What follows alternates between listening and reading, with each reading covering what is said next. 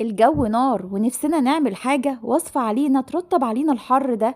هاتي لتر من المية السخنة وانزلي بباكوين من الجيلي وقلبيهم كويس جدا، وحطي بقى بولة وانزلي عليها كده بكل بولة فيها كبشة، يعني نص البولة بالظبط، ونسيبها تبرد تماما وندخلها التلاجة تتماسك أو الفريزر.